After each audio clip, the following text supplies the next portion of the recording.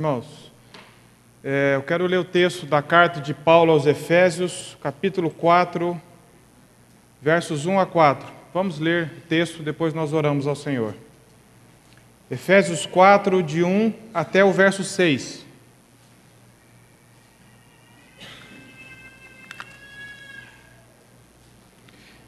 Diz assim o texto da palavra de Deus: Rogo-vos, pois, eu, o prisioneiro no Senhor, que andeis de modo digno da vocação a que fostes chamados, com toda a humildade e mansidão, com longanimidade, suportando-vos uns aos outros em amor, esforçando-vos diligentemente por preservar a unidade do Espírito no vínculo da paz. Há somente um corpo e um Espírito, como também fostes chamados numa só esperança da vossa vocação. Há um só Senhor, uma só fé, um só batismo, um só Deus e Pai de todos, o qual é sobre todos, age por meio de todos e está em todos. Vamos orar ao Senhor. Senhor, diante da Tua palavra nós nos curvamos e nós cedemos. Que ela quebranta um pouco mais o nosso coração, que ela traga vigor espiritual a esta igreja, a todos nós, que sejamos consolados, confortados e reanimados diante desse texto tão precioso, Senhor.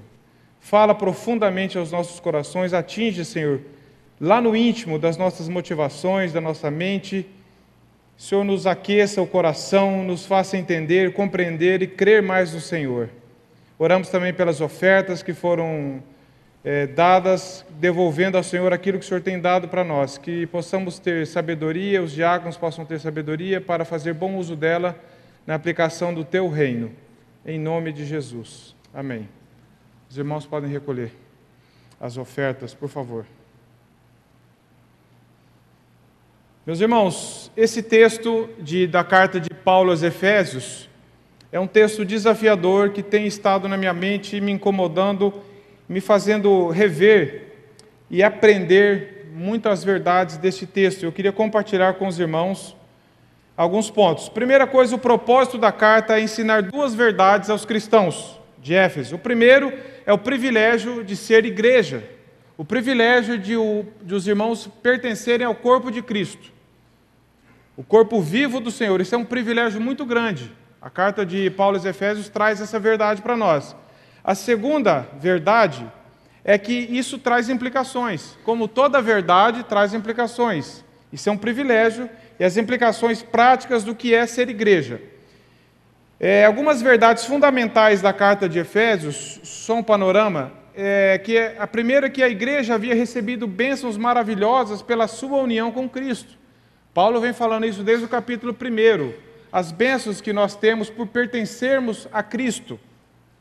Depois também a igreja foi levada da morte para a vida em Cristo. Paulo no capítulo 2 fala que nós estávamos mortos, mas que Deus nos deu vida. Depois também uma verdade é que a igreja deve batalhar pela preservação da unidade em Cristo, que é esse trecho que nós estamos falando, que nós vamos compartilhar. Uma outra verdade é que a igreja deve viver nos caminhos de Cristo e não retornar ao caminho do mundo pecador. Paulo também fala isso no capítulo 4 lá, dizendo para não mentir mais, andar em novidade de vida, não retroceder nos procedimentos anteriores. E também a igreja deve buscar em Cristo forças para combater espiritualmente no capítulo 6, onde nós vemos isso. Hoje nós vamos dar ênfase então nessa porção da carta de Paulo e aos Efésios, que fala sobre a igreja que deve batalhar pela preservação da unidade. Nós pertencemos ao corpo de Cristo. Deus nos salvou individualmente para vivermos como corpo. Todos nós que cremos em Cristo fomos inseridos para dentro de um corpo, onde Jesus Cristo é o cabeça. E essa passagem fala de algo que já existe, que fala sobre a unidade da fé. Em nenhum momento a Bíblia diz para nós criarmos ou fabricarmos algum tipo de unidade. A unidade a qual nós devemos viver, ela já existe em Cristo Jesus, e o nosso dever é então preservar essa unidade, como em alguns passos práticos que Paulo que nos ensina, que é de nossa responsabilidade. Não fomos chamados para criar a unidade, fabricar a unidade emocionalmente, artificialmente, mas devemos preservar uma unidade que já existe. E a preservação dessa unidade vem por uma obediência à palavra de Deus, ela não vem automaticamente. Essa unidade, ela não se cria, nós apenas preservamos. Não é algo externo, ela evidencia em nosso exterior, mas ela começa interiormente. Ela começa no nosso coração e na nossa união com Cristo. De nada adianta nós provocarmos aqui alguma coisa que possa aparentar uma unidade externa, se os nossos corações não estão andando, como nós vamos ver aqui, em obediência ao Senhor, se nós estamos quebrando princípios do Senhor, se nós estamos distantes daquilo que a Bíblia nos ensina, nós podemos criar momentos, aparentemente, de unidade, mas não vai ter realidade como a palavra de Deus nos ensina. E como então nós devemos viver? A carta de Paulo, como é costume, essa carta de Efésios também é assim, até nos 3 primeiros capítulos, Paulo então ela vai falar de forma bem profunda de muitas verdades, que nós somos eleitos em Cristo. No capítulo 1 fala que nós somos eleitos, predestinados. No capítulo 2, Paulo está falando que nós estávamos mortos e fomos inseridos para dentro do corpo de Cristo. Pelas misericórdias de Deus, nós somos salvos. O que Deus fez por nós, nos elegeu, nos predestinou, inseriu para dentro de um corpo. No capítulo 3, Paulo, então, também, a partir do verso 17, ele ora para que os irmãos de Éfeso possam desfrutar disso, de uma unidade, de um amor profundo uns pelos outros. E agora, a partir do capítulo 4 até o capítulo 6, Paulo, então, ele destaca aqui os aspectos práticos desse viver. E ele vem ensinando o que Deus fez por nós. Agora, então, nós vamos ver que Paulo temos o privilégio de ser a igreja. E Paulo, do capítulo 4 ao 6, fala de aspectos bem práticos de como nós devemos viver. Paulo, então, vinha mostrando o que Deus fez em nós. Até o capítulo 3, se os irmãos lerem, Paulo vem mostrando o que Deus fez por nós. Tudo que Deus fez. E agora ele mostra como devemos viver, ser e fazer. Porque o cristianismo, toda a teologia, ela é prática. Se nós cremos no que Deus fez por nós, nós vamos evidenciar isso numa resposta, numa vida em obediência e bem prática do corpo de Cristo. Paulo, então, ele diz que a carta de Efésios mostra que nós somos, a igreja é uma nova sociedade que Deus chamou, e essa sociedade chamada igreja, que é o corpo de Cristo, ela é evidenciada por 2 verdades muito grandes. Primeiro, que Paulo fala aqui que é um só povo, não havendo distinção de raça, sendo uma única família de Deus. Isso é um aspecto da igreja. O outro aspecto é que esse povo é um povo santo, não um povo perfeito. Nós podemos ver em nossa própria igreja, em nossos próprios relacionamentos, que nós não somos perfeitos. Mas é um povo que foi separado por Deus para viver e buscar essa perfeição em Cristo. Por causa de Jesus, nós somos um povo santo, diferente de qualquer outro povo, separados por Deus, pertencentes a Deus. John Stott ele diz algo assim, bem profundo, que eu queria reproduzir aqui para os irmãos. Visto que os que são de Deus são chamados para ser um só povo, devem manifestar a sua união, e porque são chamados para ser um povo santo, devem manifestar a sua pureza. A união e a pureza são 2 aspectos fundamentais de uma vida digna do chamamento divino da igreja. Pureza e unidade. É isso que a Bíblia fala sobre o aspecto da igreja. Então, aqui, para nós vivermos algumas características, para nós vivermos em unidade, preservarmos essa unidade no corpo de Cristo e, sendo mais especificamente, na igreja local onde nós nos reunimos. Como que nós podemos viver de modo digno, preservando essa unidade? Vivermos em harmonia, em unidade, mesmo sendo diferentes, mesmo tendo culturas diferentes, temperamentos diferentes, costumes diferentes. O que nos une? Como nós devemos viver para preservar essa unidade que é fundamental para a nossa vida como igreja? Paulo, então, começa no versículo 1 do capítulo 4, e diz assim: rogo-vos, pois eu, prisioneiro no Senhor. Paulo usa essa palavra roga, não é toda vez que Paulo usa isso. Em Romanos 12, capítulo 1, Paulo também está falando, rogo-vos, pois irmãos. Paulo está fazendo um apelo muito sério. Paulo está criando uma exortação de todo amor, zelo e seriedade para nós. Ele está falando, meus irmãos, esse assunto é muito sério, é muito profundo. E eu estou rogando para que vocês ouçam e atentem para isso e obedeçam isso. Paulo então está dizendo que vos andeis de modo digno da vocação a que fostes chamados. Paulo usa muito esse verbo andar, como sendo uma expressão de uma vida transformada, não apenas de momentos da nossa vida. Olha, tenha momentos de unidade, tenha momentos de santidade. Paulo usa essa expressão para os irmãos verem, aqui mesmo no capítulo 4, de 1 a 16, ele diz andar em unidade, ou seja, viver em unidade, ter uma vida normal de unidade, não apenas momentos. Depois, no capítulo 4 mesmo, 17 a 32, nós vemos que andar em novidade de vida. Paulo fala lá que não mais andeis como andam os gentios, ou seja, não vivam mais como vivem os gentios, mas vivam de uma outra forma. E no capítulo 5, verso 1 a 21, Paulo diz para nós andarmos em amor, ou seja, para nós termos uma vida que manifeste, que seja um estilo de vida em unidade, em novidade de vida, em amor. Então Paulo aqui está falando, eu rogo-vos que vocês andem, que vocês vivam de maneira digna da vocação a que fossem chamados. Não é para nós vivermos como nós queremos. Deus não nos chamou, não nos inseriu no corpo de Cristo para cada um viver como pensa que tem que ser, como acha melhor. Mas Paulo está falando, o modo de nós vivermos como igreja, é um modo do padrão divino, digno da vocação a que Deus nos chamou. Não é andar do meu jeito. E Paulo aqui não está ensinando, meus irmãos, técnica comportamental. Paulo não está dando 10 dicas para vocês aprenderem a ser alguma coisa. Paulo está falando de uma realidade que Paulo sempre preza para o caráter de Cristo ser formado em nós.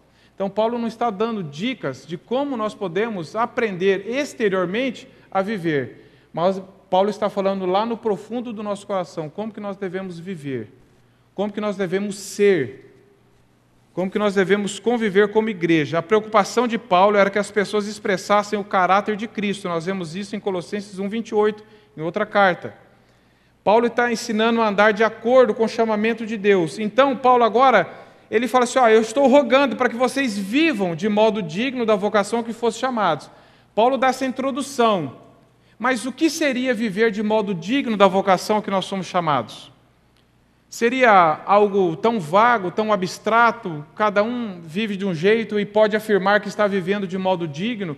Como que eu e você, que pertencemos à igreja, podemos viver de modo digno da nossa vocação, ao qual Cristo mesmo nos chamou? Como seria isso?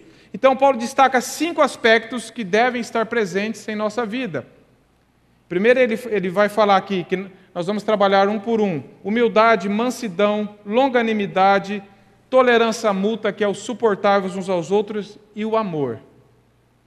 Nós sabemos por experiência própria que esses aspectos não são inerentes em nós. Isso não está no nosso coração natural. Nenhum de nós, pelo menos eu, não posso afirmar que humildade, mansidão, longanimidade, tolerância mútua e o amor está presente no meu coração se não for através do Espírito Santo.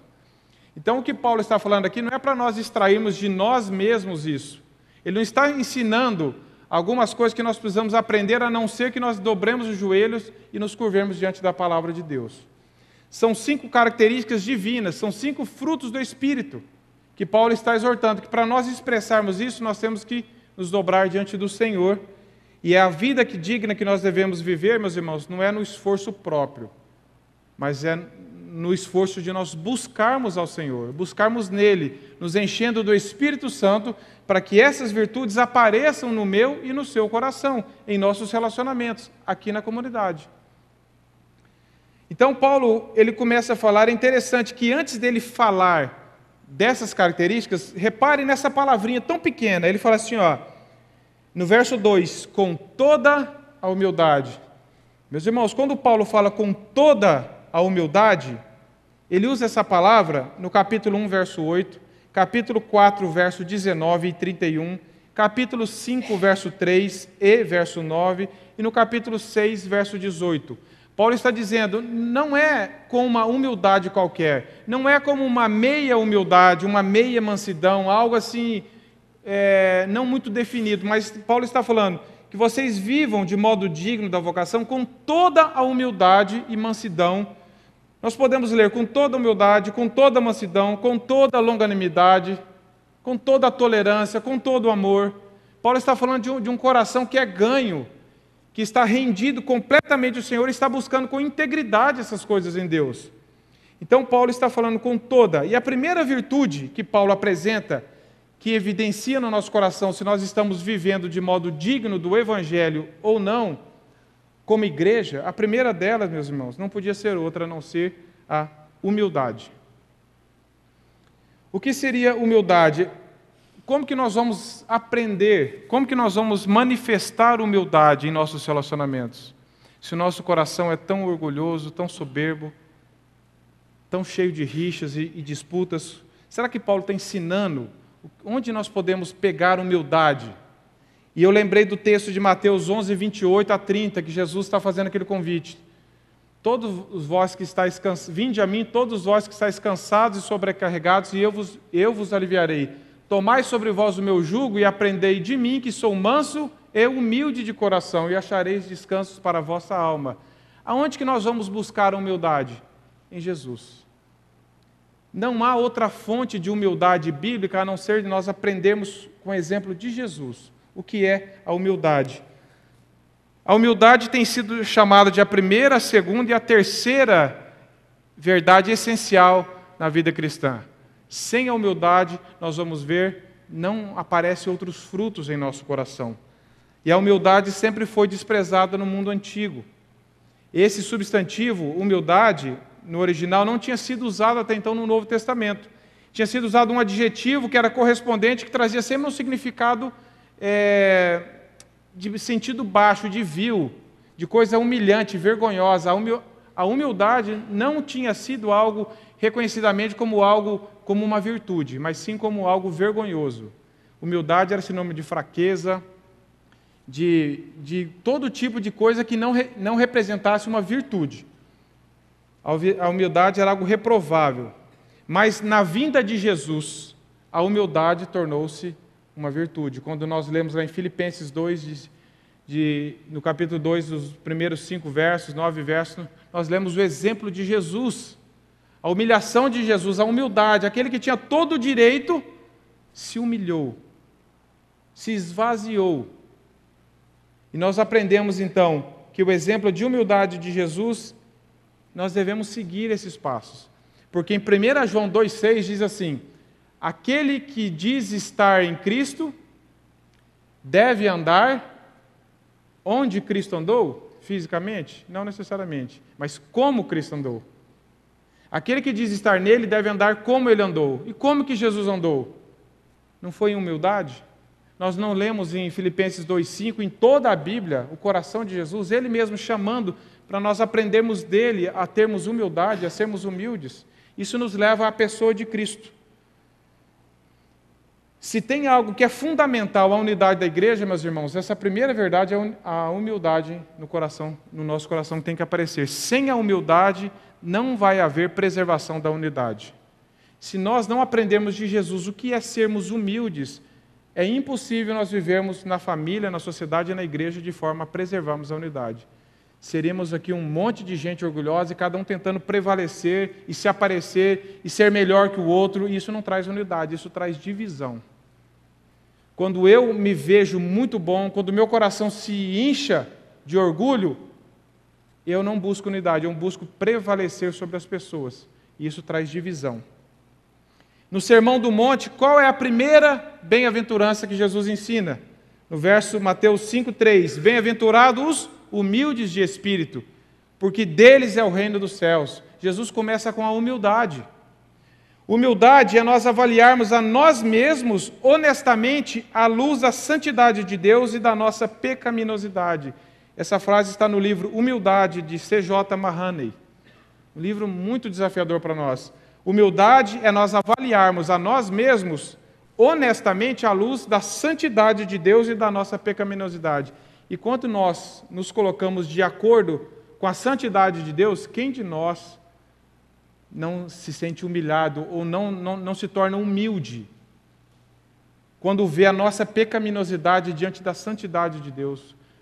Quem de nós pode contemplar a Deus se continuarmos ainda orgulhosos, meus irmãos? Nós não podemos pensar de nós mesmos além do que convém. Romanos 12:3 fala isso. Um coração humilde pensa além de si mesmo mais do que convém. Nenhuma outra virtude aparece antes da humildade. nós vemos que não é por acaso que a humildade está em primeira. Nós vemos que se nós queremos ter outros frutos em nossa vida aparecendo, como mansidão, longanimidade e tolerância, sem a humildade não vai aparecer. Nós vemos que o orgulho gera discórdia, a humildade tem por prioridade o bem do outro. A pessoa que é humilde é a pessoa que ela é vazia dela mesma e ela é cheia de Deus. A necessidade de nós nos humilharmos é o ponto central do Evangelho. A obra da graça só é iniciada e sustentada pelo exercício nosso da humildade. A humildade não é um ornamento que nós podemos ou não ter na vida cristã. Não é um item de série de alguns cristãos. Mas a unidade, meus irmãos, é o item básico de todo cristão. Sem a humildade, não aparecem outros frutos em nossa vida. A humildade é uma parte essencial da nova criatura. Aquele que diz estar em Cristo, aquele que diz ser ganho por Cristo, a humildade é uma característica que tem que aparecer. Tem que, pelo menos, ir crescendo na nossa vida. E Richard Baxter diz que é contradição ser um homem santificado ou um verdadeiro cristão e não ser humilde. Veja que ele fala, não tem como conciliar eu falar que eu sou um verdadeiro cristão, uma pessoa santificada e não ser uma pessoa humilde, no sentido bíblico da palavra. Nós vemos então que a primeira virtude para nós andarmos de modo digno do Evangelho como o corpo de Cristo é a humildade. Cada um de nós deve buscar aprender de Jesus a humildade de coração. Isso dói em nós, porque o nosso coração não quer a humildade. O nosso coração quer prevalecer, quer se achar melhor, quer estar cheio de razão.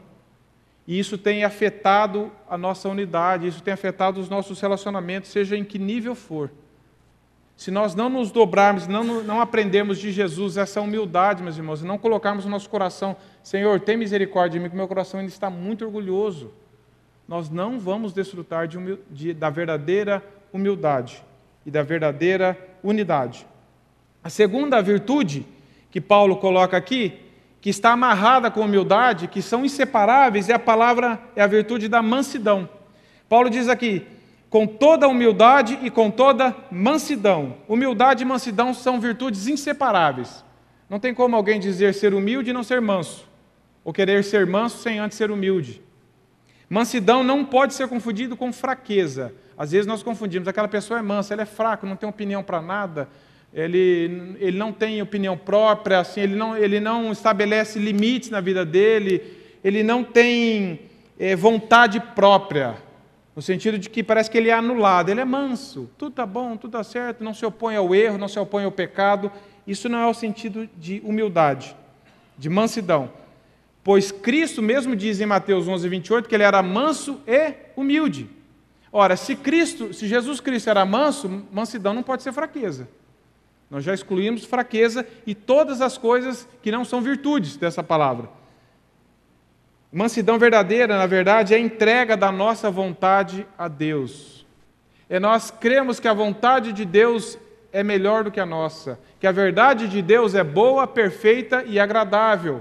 É nós nos rendermos à vontade de Deus. Mansidão também aparece nas bem-aventuranças, lá em Mateus 5, verso 5. Bem-aventurados os mansos. Mansidão é uma suavidade dos fortes. Nós podemos dizer que é uma força sob controle do Espírito Santo. É alguém que foi, no bom sentido, domado, domesticado pelo Evangelho, onde o Espírito Santo domina o temperamento e a vontade dessa pessoa, não mais a vontade própria, não mais o eu, não mais o coração orgulhoso, mas a mansidão é aquela pessoa que ela está dominada, ou no sentido domada por Jesus Cristo. Ela está debaixo da autoridade do Espírito Santo. Mansidão é quando nós nos entregamos a Deus. E quando nós nos entregamos a Deus, nós não temos ira, revolta e ressentimento. Porque a mansidão crê que a vontade de Deus é melhor. Claro que nós temos lutas, claro que às vezes nós ainda lutamos com ressentimentos, com ira, mas cada vez mais que nós nos rendemos à vontade de Jesus Cristo, cada vez mais que nós aprendemos com Ele que é manso e humilde, mais nós vamos lutar menos pelos nossos próprios direitos para nos impor.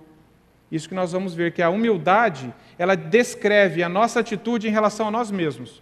Como eu penso a respeito da minha própria pessoa? Isso é humildade. Será que eu penso mais do que eu sou? Será que eu penso ser alguma coisa que eu não sou? Isso está ligado à humildade. A mansidão, ela se refere às nossas reações diante das pessoas. Então, se eu sou manso, diante das circunstâncias que Deus coloca no meu caminho, diante das pessoas e das provações, o meu coração vai evidenciar se eu sou uma pessoa mansa ou não, de acordo com o que eu vou reagir diante das provocações que são feitas para mim. E Russell Shedd diz que a maturidade espiritual exige grande dose de mansidão. É muito fácil nós expressarmos uma mansidão quando tudo está bem, quando nós não somos provocados, quando ninguém pisa no nosso calo, quando ninguém nos insulta. Mas como o nosso coração cresce em ira, em ressentimento, quando alguém expõe, quando alguém nos provoca, quando nós sentimos-nos provocados e às vezes acuados em nossos relacionamentos, seja ele em casa, seja ele na igreja, como nós vemos que o nosso coração ainda não é manso, não é dominado pelo Espírito de Deus. Nós queremos reagir, nós queremos vingar, nós queremos prevalecer. Uma pessoa mansa é aquela que não fica insistindo, ou ela não é obcecada por seus direitos e nem reivindica a sua importância. Ela sabe que o que lhe dá valor é a pessoa de Jesus, é o sangue de Cristo. Ela não luta por prevalecer, por mostrar-se importante diante de todos. A todos aqueles que já foram feridos nos relacionamentos da igreja ou da sociedade, nós devemos aprender com o exemplo de José. José era um homem manso.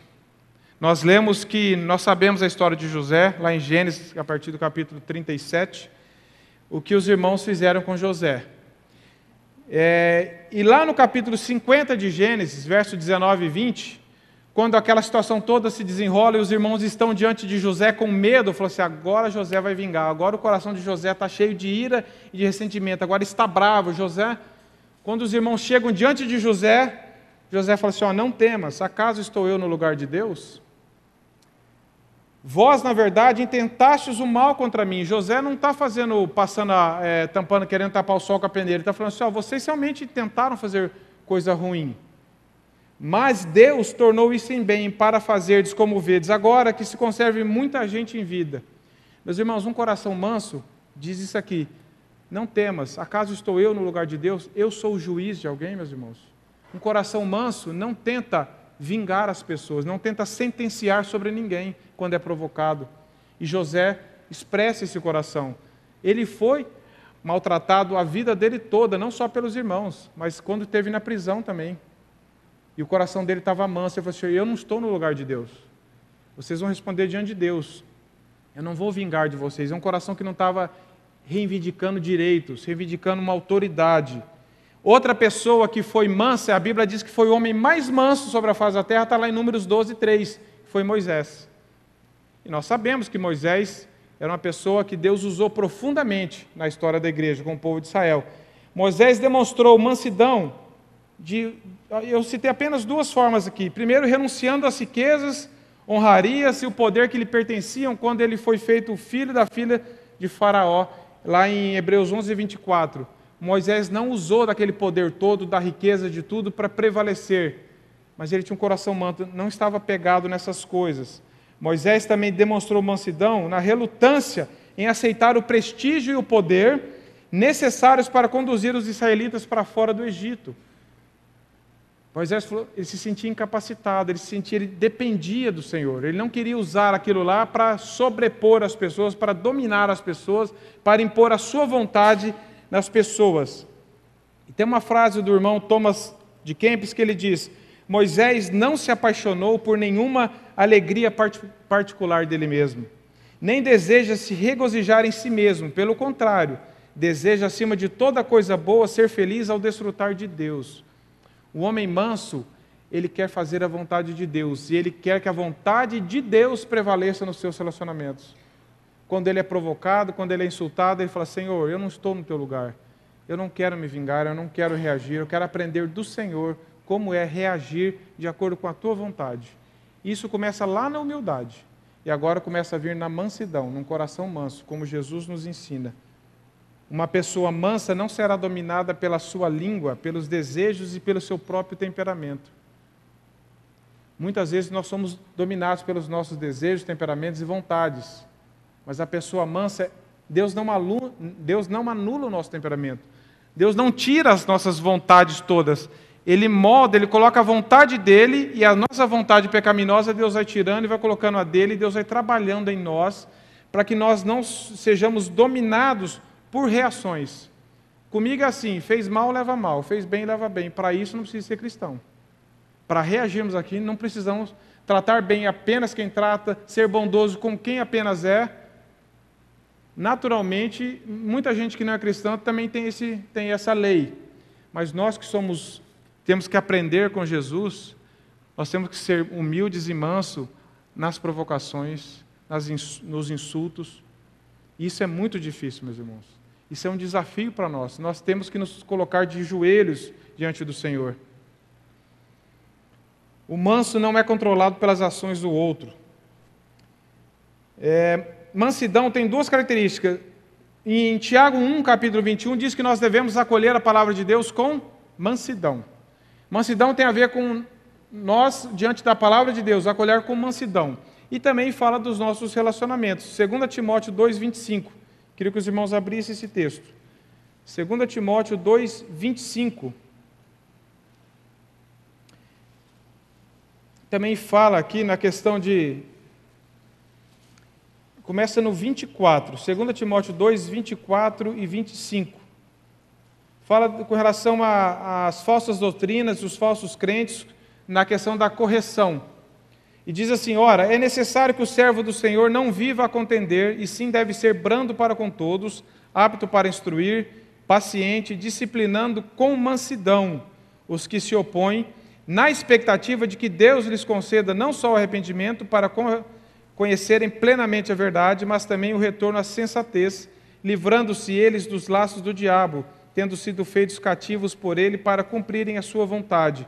A mansidão ela é requisitada até na questão dos líderes para a correção daqueles que estão em pecado. E a mansidão ela tende a dominar a nossa vida toda.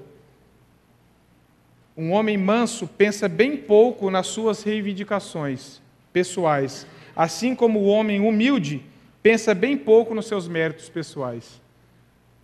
O homem humilde pensa bem pouco nos seus méritos pessoais, ele não está preocupado na grandeza do seu próprio coração. E o manso pensa bem pouco nas suas reivindicações, do que ele tem direito, do que fizeram com ele, agora ele tem que fazer também. Isso não é um coração que Jesus quer para nós, como nós cantamos. Dá-me um coração igual ao teu, coração disposto a perdoar. Isso é um coração manso.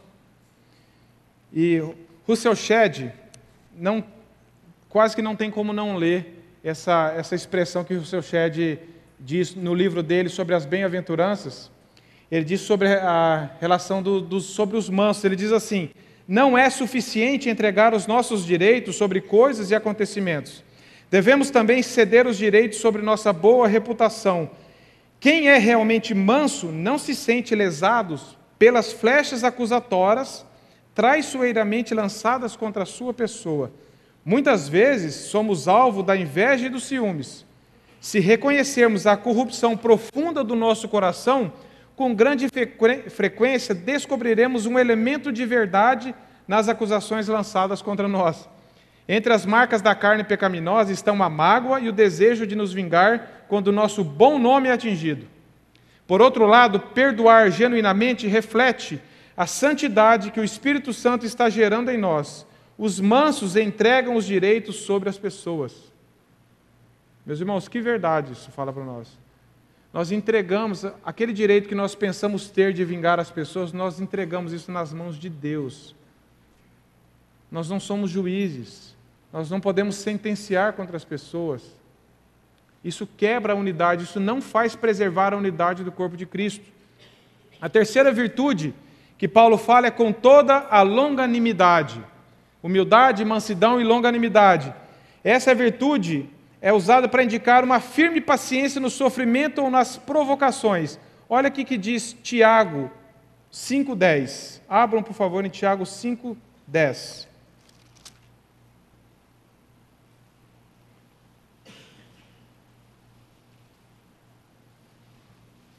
O 9, lendo aqui, ele diz assim, Tiago 5, 9 e 10. Irmãos, não vos queixeis uns dos outros, para não serdes julgados. Eis que o juiz está à porta. Irmãos, tomai por modelo no sofrimento e na paciência os profetas, os quais falaram em nome do Senhor. Depois ele fala até da paciência de Jó. Longanimidade é não vingar o mal ou retaliar quando ferido por outra pessoa. Deus é longânimo para conosco. Se nós lermos lá em Romanos 2,4. Romanos 2,4. Olha aqui que Paulo fala. Romanos 2, verso 4. Ou desprezas a riqueza da sua bondade e tolerância e longanimidade, ignorando que a bondade de Deus é que te conduz ao arrependimento? Olha, estamos desprezando a riqueza da bondade de Deus, a tolerância e da longanimidade de Deus para conosco, meus irmãos. Deus é longânimo para conosco. Diz um salmo que Deus é longânimo e assaz benigno. E também 1 Timóteo 1,16. Quero fazer questão de ler esses textos para a palavra de Deus falar aos nossos corações. 1 Timóteo 1,16.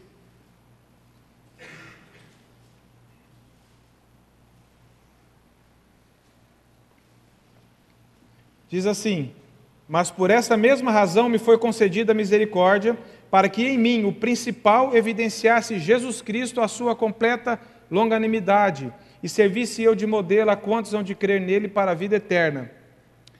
2 Pedro 3,15 também, é um texto que os irmãos podem anotar para ler depois. Fala de como Deus é longânimo para conosco. E se Deus é longânimo para conosco, qual é o resultado disso? Nós devemos ser longânimos para com as pessoas. Isso está lá em Gálatas 5:22. Gálatas 5:22, olha aqui que fala como um fruto do Espírito, não é nosso, ele é do Espírito e ele aparece em nossa vida à medida que nós nos enchemos do Espírito. Gálatas 5:22 diz assim: mas o fruto do Espírito é amor, alegria, paz, longanimidade, benignidade, bondade, fidelidade, mansidão, domínio próprio. Contra essas coisas não há lei. Colossenses 3:12. Olha o que diz Colossenses 3:12. Texto maravilhoso que está falando sobre as virtudes que devem ser cultivadas entre os cristãos. Verso 12 diz assim: revesti-vos, pois, como eleitos de Deus, santos e amados, de ternos afetos de misericórdia, de bondade, de humildade, de mansidão, de longanimidade. Suportai-vos uns aos outros, é o próximo item. Olha como o texto está falando que nós devemos revestir-nos como eleitos de Deus, de ternos afetos de misericórdia, de bondade, de humildade, de mansidão, de longanimidade. Essas virtudes cristãs precisam aparecer na nossa vida se nós queremos viver como igreja do Senhor de forma digna que glorifica o Senhor. Não há outra forma. Longanimidade, então, aparece também em 2 Timóteo 4:2. Podem anotar esse texto. Longanimidade é o quê? É nós termos longo ânimo. É aguentar por muito tempo. É ter pavio longo. Não ser aquele pavio curto, que qualquer faísca já explode. É nós termos paciência com pessoas provocantes. E às vezes nós somos pessoas provocantes. Como Deus teve e ainda tem conosco, que nós ainda o provocamos com o nosso pecado, com a nossa incredulidade, ou será que nós pensamos que nós não provocamos mais a Deus ainda com um coração tão incrédulo, muitas vezes? Por isso que Deus precisa ser longânimo para conosco ainda, meus irmãos. É esticar a paciência ao máximo. É a arte de não vingar, de não revidar, é aguentar a provocação, aguentar o insulto, a injustiça, sem murmuração, sem reclamação e sem amargura. Por isso que o texto fala que, a palavra de Deus fala lá em Tessalonicenses, para nós fazermos tudo sem murmuração. A longanimidade nos faz aguentar por dentro e por fora. Não é só uma máscara de que eu estou aguentando, mas por dentro eu estou querendo devorar.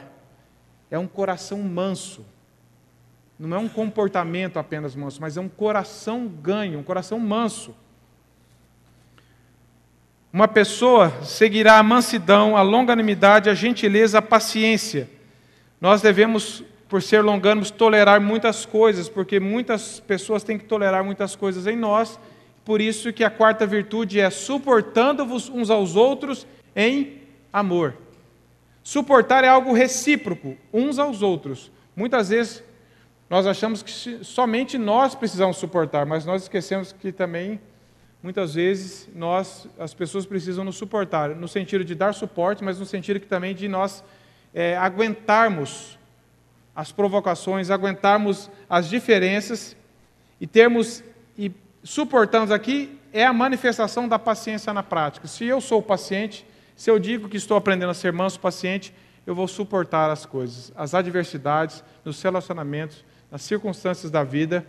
E é uma outra qualidade divina, que nós lemos lá em Romanos 2,4 também. É ser paciente e bondoso com as fraquezas dos outros, não deixando de amar as pessoas pelas falhas deles ou até pelas ofensas que fizeram conosco. Meus irmãos, é difícil até de falarmos isso. Como nós precisamos aprender a sermos humildes, mansos, longânimos e suportarmos uns aos outros em amor. Não é tolerar porque eu não posso fazer, mas se eu tiver a chance eu faço. Isso não é suportar em amor. Sabe aquele animal que está preso? Ele está suportando não vingar porque ele está acorrentado. A ideia aqui não é essa. A ideia é que mesmo que você estiver solto, você não vai atacar. Você vai suportar aquilo em amor. Não é porque você está com medo de ser descoberto, não é porque você está com medo de consequências, é porque você está aprendendo a ser humilde, manso, longânimo, então você vai aprender também a suportar uns aos outros. Meus irmãos, e no relacionamento da igreja, isso é um exercício para todos nós. Na família já que é um ambiente menor, na sociedade, na igreja muito mais. Nós amarmos apesar do que fizeram conosco e as pessoas nos amar apesar do que nós fizemos com elas. O nosso caminho, então, nós vemos que envolve reciprocidade. Se nós formos separar todos os textos da palavra de Deus que diz sobre uns aos outros, nós vamos ficar impressionados. Amar uns aos outros, orai uns pelos outros, não vos devoreis uns aos outros, orai pelos outros, perdoar-vos uns aos outros, e aqui está falando suportar-vos uns aos outros. A vida cristã é um caminho de mão dupla. Nós precisamos ter essa virtude no nosso coração, senão não vai haver desfrute de unidade. Thomas A. Kempis também ele diz assim, estuda e aprende a sofrer com paciência quaisquer defeitos e fraquezas nos outros. Sabe por quê?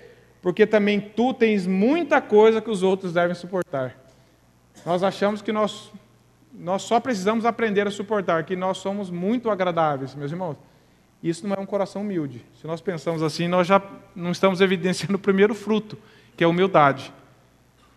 Quanto mais eu estou cheio do Espírito Santo, quanto mais eu estou aprendendo, menos eu vou ser afetado no meu coração nas nossas diferenças.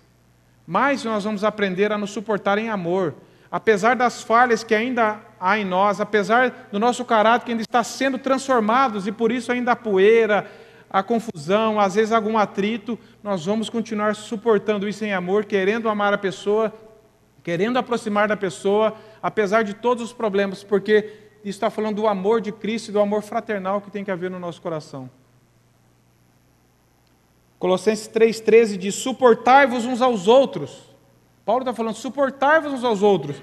Nas igrejas onde Paulo pregou, tinha problemas. Em Filipenses também tinha... A igreja de Filipenses estava sofrendo perseguição, mas estava sofrendo divisão interna. E o pior não são os ataques de fora, o pior são os ataques de dentro do corpo de Cristo. O pior não são os ataques de lobos, são ataques de ovelha contra ovelhas. Isso é muito triste quando isso acontece no meio cristão. Por isso que Paulo fala, suportai-vos uns aos outros, perdoai-vos uns aos outros, caso alguém tenha motivo de queixa contra outrem, assim como o Senhor vos perdoou, assim também perdoai uns aos outros. Fala de reciprocidade no relacionamento. Isso é fruto. E sem o em amor, fica insuportável suportar. Se não for por causa do amor de Cristo, se não for por causa do amor fraternal, o suportar se torna insuportável. Que nós não vamos aguentar. Talvez se aguentar uma, duas, na terceira não dá. Por isso que não é técnica comportamental, é um coração que é ganho por Cristo. E o amor que Paulo falou aqui Paulo já tinha orado no capítulo 3, verso 17, para que seus leitores estivessem arraigados e alicerçados em amor. E ele agora fala que o amor é o cinturão, é uma corda de aço que amarra e prende todas essas virtudes. Sem esse amor cristão, nada disso vai se manter. Nós não vamos conseguir sustentar todas essas coisas. E nós precisamos aprender, tem uma frase, meus irmãos, que eu li, não sei quanto tempo, e ela está na minha mente. Ela diz assim: ninguém nos ofende mais do que nós ofendemos a Cristo. E Cristo nos perdoou, e Cristo nos ama. Às vezes, nós achamos que nós somos a vítima, a pior vítima da situação. Ninguém nos ofende mais do que nós ofendemos a Cristo. E como que Cristo nos ama, é longânimo, é paciente conosco, é amoroso, assim nós devemos ser uns com os outros. O quinto aspecto está lá no verso 4, capítulo 4, verso 3, diz assim: esforçando-vos diligentemente por preservar a unidade do Espírito no vínculo da paz. Unidade da fé não é unidade de gosto pessoal, não é estilo de vida, não é unidade por classe social, por cultural, é unidade da fé.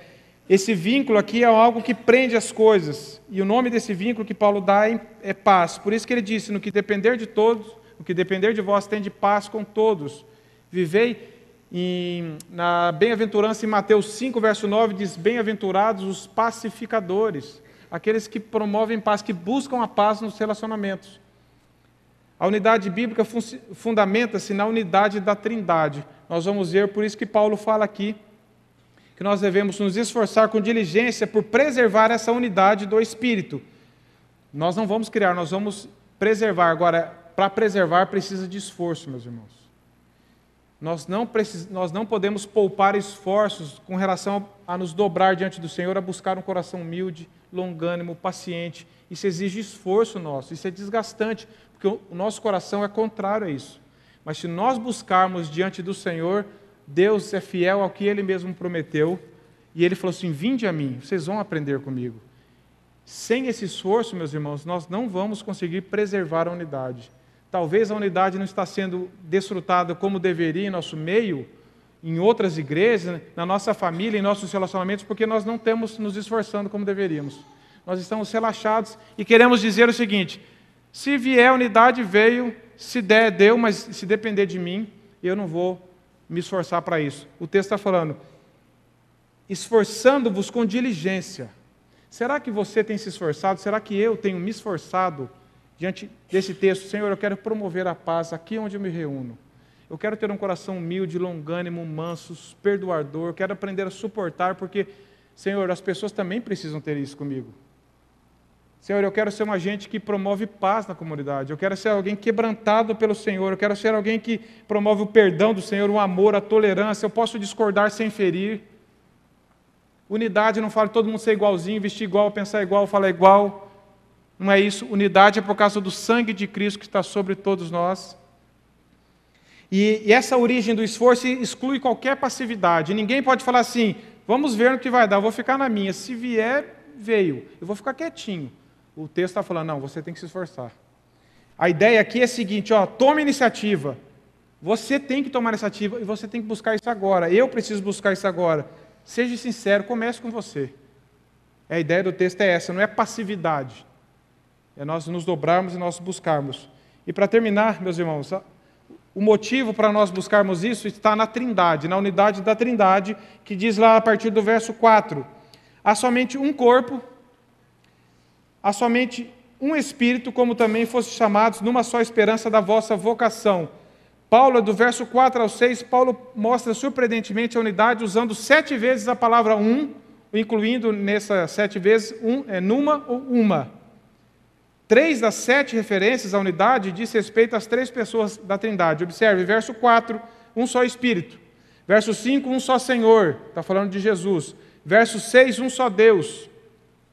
Há um só corpo, e esse corpo é a igreja de Cristo. Em toda a terra, igreja visível e invisível. Um só Espírito, que é o Espírito Santo de Deus. Há uma só esperança, uma só fé, um só batismo. Não está falando aqui de forma de batismo, imersão, aspersão. Está falando o batismo inserido para dentro do corpo de Cristo, aquele batizado por água, que nós somos unidos ao mesmo cabeça que é Cristo. Não está falando de forma, somente um batismo. Qual? É mergulho, é jogar água? Não é esse a forma, mas é o significado do batismo inserido para dentro do corpo de Cristo. Há uma só esperança, que é a vinda de Cristo. Todos os cristãos estão aguardando, tendo a mesma esperança em Jesus. Uma só fé. Fé não é igual senha de cartão, que cada um tem a sua e todas elas funcionam. A sua funciona para você, a minha funciona para mim. Aqui está falando uma só fé, a fé na mesma pessoa, fé em Jesus. A fé bíblica, a fé salvadora, ela está ligada à pessoa de Cristo. Sempre que nós lemos na Bíblia, a fé ela está ligada à pessoa de Jesus. E está falando um só batismo. Terceiro, há uma só família. Há um só Deus e Pai de todos. Nós somos filhos do mesmo Pai, não de pais diferentes. João 12, mas todos aqueles que o receberam, deu-lhes o poder de serem chamados filhos de Deus, a saberes os que creem em seu nome. John Stott, para terminar, diz assim: o único Pai cria a única família. O único Senhor Jesus cria a única fé, a única esperança e o único batismo. E o único Espírito cria o único corpo. Meus irmãos, nós temos razões de sobra para esforçarmos para preservar a unidade onde nós reunimos, e em todos os lugares. Em nós atua o mesmo Deus, o mesmo Espírito, fazemos parte do mesmo corpo, temos a mesma fé, estamos inseridos no mesmo corpo. Agora, para desfrutar dessa unidade, segundo o texto, nós precisamos viver de modo digno do Evangelho. Nós precisamos levar a sério o nosso chamado com Deus. Nós precisamos nos encher do Espírito para sermos humildes, mansos, longânimos, para suportarmos as pessoas em amor e elas nos suportarem em amor. Nós precisamos nos esforçar para preservar essa unidade que já existe, entendendo que é um só Deus, um só Senhor. E para terminar, meus irmãos, eu vou citar uma frase de Francis Schaeffer, que falou muito ao meu coração. Ele diz assim: nós não podemos esperar que o mundo creia que o Pai mandou o Filho, que as reivindicações de Jesus sejam verdadeiras e que o cristianismo seja verdadeiro, a não ser que o mundo veja alguma realidade na unidade de cristãos verdadeiros. Jesus orou por isso. E Jesus disse lá, na oração sacerdotal de João 17, versos 22 e 23, ele diz assim, ele orou para que nós sejamos um como Ele é um, Ele e o Pai é um. O melhor meio de evangelismo, meus irmãos da igreja, é mostrar a unidade que existe por causa do sangue de Cristo. Quando as pessoas verem nós realmente vivendo unidos uns com os outros, o mundo vai ver que a igreja realmente é o corpo de Cristo. Que Deus nos ajude, que Deus fale ao seu coração, como tem falado ao meu, e que nos traga arrependimento a todos nós. Se você está negligente com isso, se eu estou negligente, que nós possamos diante do Senhor: Senhor, eu preciso me esforçar para preservar isso. Eu quero buscar no Senhor um coração humilde, manso, longânimo, me esforçar por preservar isso. Quero aprender a tratar como o Senhor fez e ainda age assim comigo, Senhor. Analise se você tem sido uma causa de divisão no corpo de Cristo, se você tem agido de forma a não preservar essa unidade. E tenha um coração voltado para Deus. Vamos orar diante do Senhor para que Deus faça isso em cada um de nós, meus irmãos. Senhor, tem misericórdia da minha vida, da vida de todos nós e dessa igreja, Senhor, a qual nós pertencemos, que é o Teu corpo. Que o Senhor traga essa unidade já feita na cruz, que nós possamos experimentar ela. Que o Senhor traga no coração de cada um aqui, Senhor, nós possamos aprender de Jesus, que é manso e humilde. Possamos nos voltar ao Senhor em arrependimento, possamos aprender com o Senhor, como o Senhor deixou registrado na Bíblia, como o Senhor é e como o Senhor quer que nós vivamos, Senhor. Senhor, que não haja mais divisão, partidarismo aqui, que nós possamos todos juntos, que nem diz Paulo em Efésios, lutar juntos pela mesma causa, que nós não possamos mais causar divisão se temos feito isso. Traga arrependimento, restauração nas famílias, nos membros, em todos nós, Senhor. Dê um coração misericordioso para mim e para os irmãos, longânimo, Senhor. Possamos desfrutar disso e levar isso a sério, Senhor. E a Tua palavra tem nos exortado, tem nos chamado a esse arrependimento e a essa vida. Faz isso nessa igreja, Senhor. Faz isso na minha vida, na vida de cada um aqui. Em nome de Jesus. Amém.